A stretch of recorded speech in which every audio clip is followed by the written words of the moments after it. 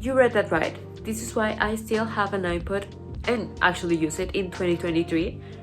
And before we jump into the video, I want to say hi to all of you who are new here. There has been a noticeable increase on the community since my last video. If you are watching this because you subscribed from that video, I'm really glad that you decided to do it. And if you're not new from that video, or if you're new, anyways, just hi to all of you. Thank you so much for deciding to click on this video. My name is Sabrina, aka Sabrina Real Life or Sabrina Gold. And yeah, now that I have said hi to all of you, let's jump into the video. One of the reasons, although it's not the first one for me, why I still have and use an iPod is nostalgia. I think we all have experienced, wanting to have something that takes you back to your younger years, where stuff such as these MP3 players, film cameras, Polaroids, and stuff like that was like the groundbreaking technology back in our days. I was a child when these came out. I also have a pink tiny one that doesn't have any buttons. You just use your headphones to pass the songs and play and pause. And I used to like having a device such as that because back in my day there weren't phones. My parents gave me a phone when I was in middle school, so I wasn't. And you probably, well, if you're Gen Z or maybe even a millennial, well, yeah, millennial as well. What am I saying? You probably didn't experience having a phone until later in your life because it wasn't something that was meant to be given to kids as compared to these days where iPad kids, please, if you have a kid, for their own sake and development, please give them toys, not iPads. But do whatever you want, it's your kids. So that's a different point. Our childhood was different than kids nowadays, and we used to enjoy things that were amazing for us back in the day, such as like, wow, like you can fit all your songs in here. How cool is that? I don't know if you ever got to have a Walkman or a Discman. I used to have a Discman, and that was like the coolest thing ever for me when I was around like 6, because I was able to carry my CDs with me where my parents took me and just put them on this tiny device. Well, not so tiny, but tiny compared to boomboxes or stuff like that. And I was like, wow, I can listen to my favorite CDs on this thing with my headphones. That was just crazy for me back in the day. And now it's crazy, also crazy how things have changed since then.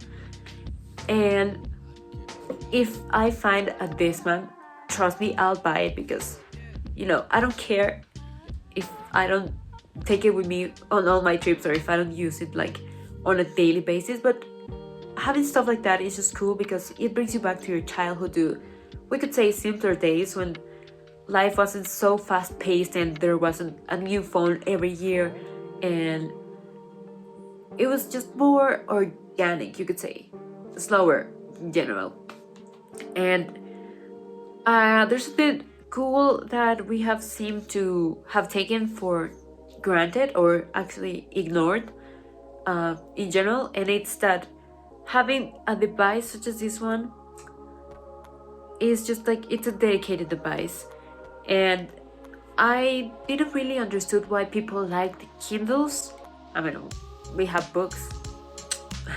books are on paper and you don't actually have to read on screen. But anyways, I didn't understand why people like Kindles when they already had an iPad or a tablet. But now I do, because yeah, having a tablet or iPad can actually not help you focus on your reading. Again, if you have books, this doesn't have to be an issue, but having a dedicated device, it's cool to focus on the thing that you're trying to enjoy. And this takes me to my second point, which is, yeah, a dedicated device. I think for me, I consider it as something that gives me, or helps me develop mindfulness. If you're not familiar with the word, mindfulness is basically being fully present in like all your senses, listening, eye, sight, smell, all our senses, uh, in the moment, and being focused on what you're doing, not on automatic pilot or fight or flight mode. And these dedicated devices are really helpful for that, because as someone who likes to listen to music when I work or when I work out or stuff like that, lately I have noticed that I don't really enjoy music as I used to when I was a kid. And that's because, yeah, I'm listening to music while simultaneously writing an article for work, or just, editing photos. So you lose the details about the music. You don't really pay attention to the drums, the voices, the special effects, all that, as compared as when we used to just like be focused on taking a moment to listen to our music.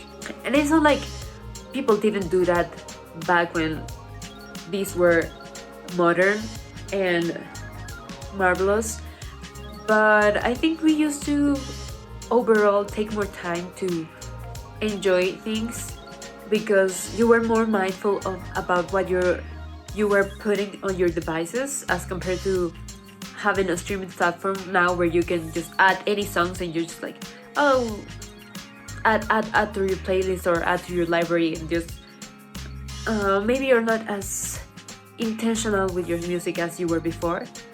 And I like the iPods because it makes me take the time to carefully purchase the songs that I really, really like, and enjoy them when I have them here, plug my headphones in, and just sit down, forget about everything else, and enjoy the music. And also, I don't know if it's me, but I think this has better sound quality than my iPhone.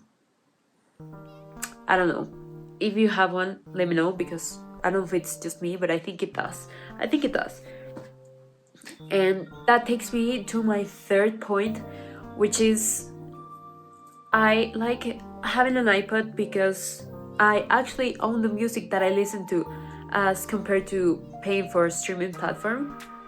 Because, yeah, if you stop and think about it, we don't actually own anything that we consume nowadays.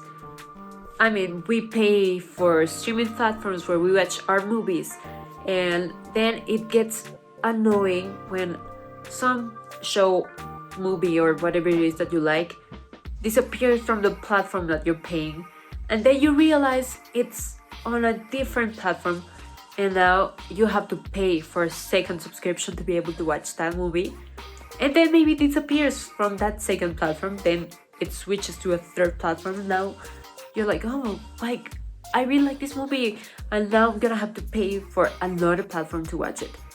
So I hate that they just have the power over us to do that, like whatever they want. I know they pay licenses and stuff like that, but I would honestly just rather, and I'm actually doing that.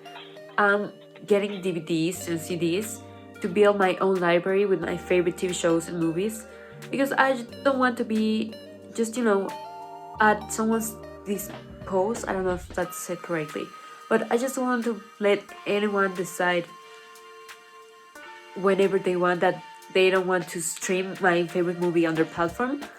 And if that happens, like, I still pay for Netflix, but I'm building my collection and I have my favorite shows, so in case they disappear from one of the platforms that I pay for, which is only Netflix, I will have it on my library, and I have an old computer where I can introduce my CDs, DVDs, and just watch it. And the same goes for music. I have purchased my music on iTunes, and I know you're probably thinking like, woof, I have a ton of music on Spotify or whatever it is that you use. And I used to think the same, but if you look at it this way, I paid, I used to pay like 120 pesos, Mexican pesos, for Spotify or Apple Music, but now what I do instead is I purchase, for example, 10 songs, which would be the equivalent of me paying for the streaming platforms. So that's how I'm building my collection, my library.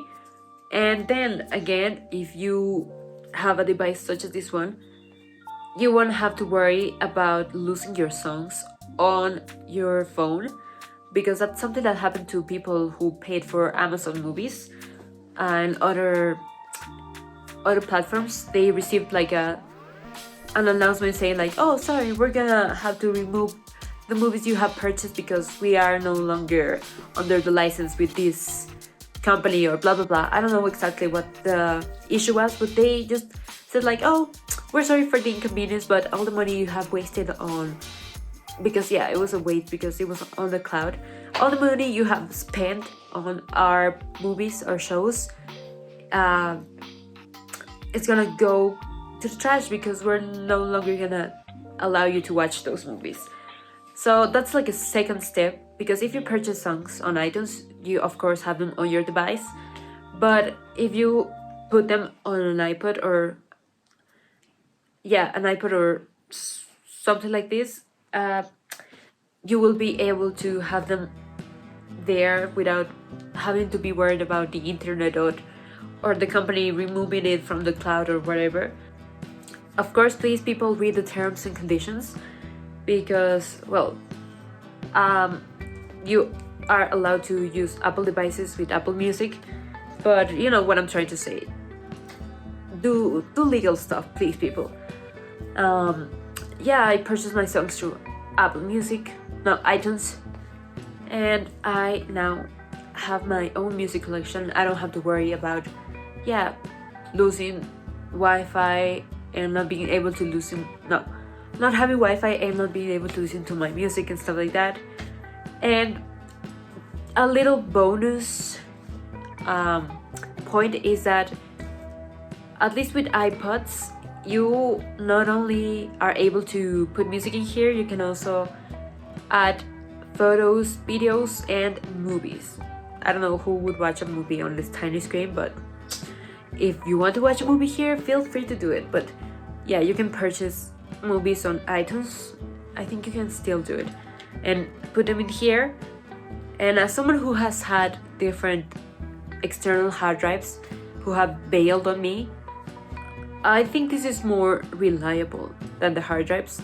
Of course, it's not like a full intended hard drive device, but I like to put here my film photos that I get scanned and digitalized, because I think it's safer to have them here than anywhere else, because I can just plug it in my computer, take the photos and do whatever I want with them, and they're still gonna be here.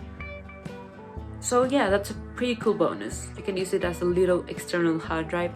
There are some iPods that are 80 gigabytes, mine is 30, but if you have one that has like a really big capacity, you can give it a really good use. That's all I have to say. Those are the reasons why I still have an iPod in 2023. If you still have one as well, or if you have an MP3 player or something Y2K vintage, as people call it nowadays, I would like to read about it in the comments, so feel free to share with me. And if you like this video, remember to click the like button, subscribe, and if you haven't yet, turn the notifications so you can stay tuned for all the updates. And if you stayed to the end, I'm really glad that you did. I hope you liked the video. Thank you so much for watching, and I'll see you on the next one. Bye.